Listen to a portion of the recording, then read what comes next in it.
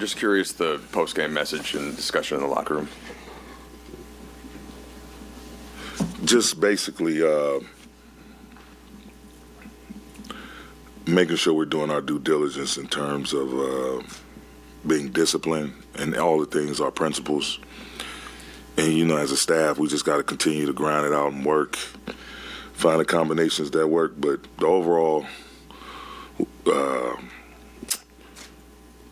message was just, maintaining, sustaining our competitive edge. Thought we had a great first half, kind of let go of the rope a little bit toward the end of the first half, those last minute 42 when they went on that run. Came out, had they outscored us by 3, but had what I thought was one of the best third quarters we've had all years, at least scoring the ball, had some things not go our way. And had the game right there all the way down to the end. But,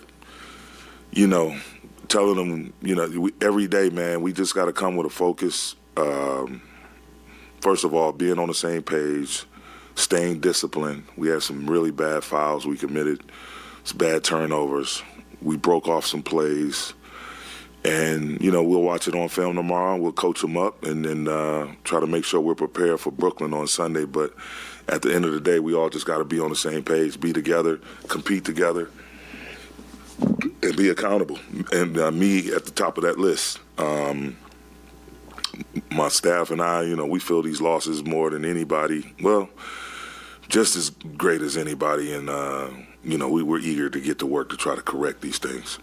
You mentioned that stretch in the second quarter, and I think you're up 11 with 40-odd seconds left and a couple turnovers. And how much did that take away some of the momentum that seemed to be building? Was it tough to get that back? And what did you see specifically in that final minute? Of the first half? It's just, again, self-inflicted mistakes, whether we're fouling or we lose an assignment or we turn the ball over. Again, we got to be better. We got to coach them harder, coach them better. Just make sure we're communicating clearly, and so we can put them in a position to be successful. It's the NBA, man. And you throw records out the window. You give a team any type of life, normally they're going to capitalize on it, and Sacramento did tonight. Even though they got down early, they kept fighting. Their hungry young team with a lot of offensively skilled players, and Mike's a hell of a coach, and, they're not going to stop coming. They're not going to stop coming. So we had some lows, and, again, self-inflicted wounds that we definitely need to correct. We got 70 games left, but at some point we got to stop saying that, right? We got to start putting the proof in the pudding.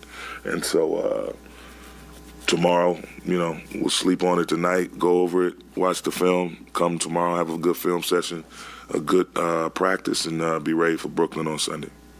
Darvin, how would you assess Russell Westbrook's execution and decision-making both at the end of the first half and at the end of the game?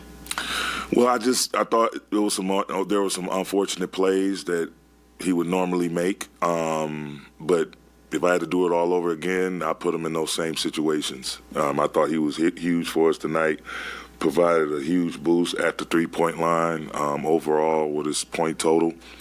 And there's times he pushed the pace, times he really put pressure on the paint, found some guys for easy looks. But it's tough, I got certain things that stick out in my mind, but without going over the film, I can't really get into detail. But I will say this, again, if I had it to do all over again, he'd be in the game for sure, and in those situations.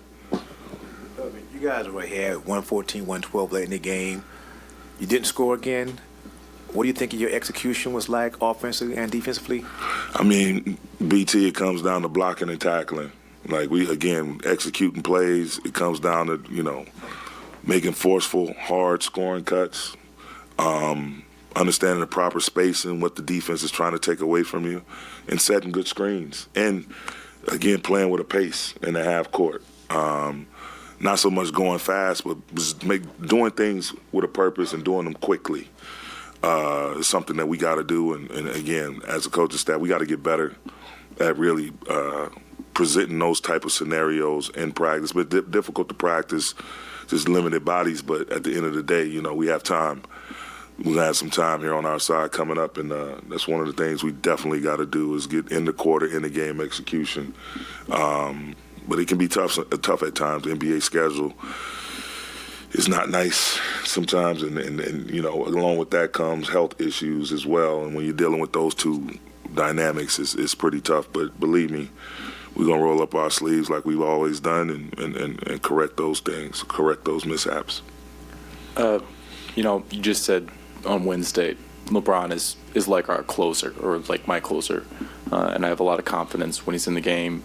And I can tell you don't want to use that as an excuse because you haven't even said LeBron's name yet. But you know, do you feel like there's something about this team that maybe lacks an identity at the end of some of these halves or at the end of the game when a guy who takes the ball in his hands as much as LeBron isn't in the game? Yeah, I understand where you're coming from, but, you know, obviously, a guy of LeBron's magnitude, you're going to miss that guy. That goes without being said. So, but when he's not available, other people have to step up. We still have Russ. We still have AD, Lonnie, Austin. We still have guys out there that can make plays, Troy, that can make shots. And so we just have to buckle down and really understand what it is that we want to get done. We want to get the ball in AD's hands. What's the best thing to do in that scenario? What's the best play call? But a lot of times, if it's a breakdown in the flow of the game and there's not a stoppage and there's no stoppage, no dead ball to be entered, no free throws coming off free throws or whatever, and in the flow, and you're trying to figure this out on the fly, and, you know, they may randomly do something defensively that kind of throws a little monkey wrench in what you're trying to do. But you just got to be ready to react quickly. And, again, that comes with time. We got new faces in this group. You haven't had a ton of time to have traditional practices, and that's just not a luxury as much as it used to be now in the NBA. So at the end of the day, it's just, you know, you have to look yourself in the mirror and just know you got to get better, and we got to figure it out, and we got to help them figure it out.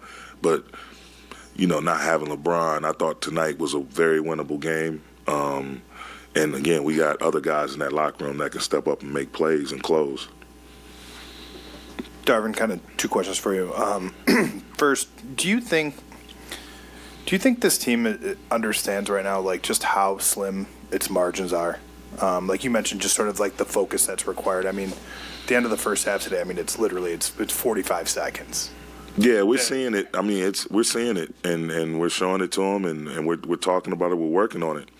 It's just the execution of it. It's a process, man. It doesn't happen overnight. We got to keep plugging away. Like this is a big process. Again, we have young players. We have players now who's having more responsibility. We got guys coming back that's been banged up. We have guys out because they've been banged up. So in the midst of all of that, we're trying to find continuity. And so those guys understand, and it's a work in progress. We got a rookie playing in our rotation, Max Christie, who's been solid, and again, trying to work him in and learn his habits as we as a team try to be successful defending the ball. And having an identity is one of those things that we got to get back to in terms of the way we're defending. I thought we came out to start the game, and for the better part of the first half, we defended pretty well. Not so much giving up a 30-point quarter in that second quarter, but for the most part, up until like the first 22 minutes, we were defending pretty good. But it's just the biggest thing. You can't get discouraged, man. This is a challenge, and it's not easy by any means. But it's one we're up for, and one we're going to keep trying to plow through. Kind of along those lines, I mean, there's some guys in that locker room that are really accomplished winners in this league and who've done a lot. Do you think, again, that people understood the magnitude of the challenge? You know, like you've called it an excavation. Like, do people know, like, how deep the hole is that you guys are trying to dig out? Do you think they all understand that? Yeah. I think, when you look around and look at their faces, they definitely understand that. We know there's a sense of urgency there where we got to start getting on the right side of these games. And so for me, it's just, I can't go ball up in the corner with my baby bottle and start crying and whining, man, I got to step the hell up. And that's what I plan to do. Me and my staff, everybody in that building, we got to pull together and try to make this thing work. And, you know, it sucks now to be taking these L's and being competitive in these games and not quite being able to close them out. But, again, we just got to keep plowing through, man, keep working, and trust our habits. Trust our habits of that we're trying to build, you know. Trust the habits of competitiveness, trust the habits of being together, and trust the habits of when we do have these type of nights and games that we're able to look at them dead in the face and hold ourselves accountable and hold each other accountable. So that's the biggest thing. Thanks, Coach. Yep. Lonnie.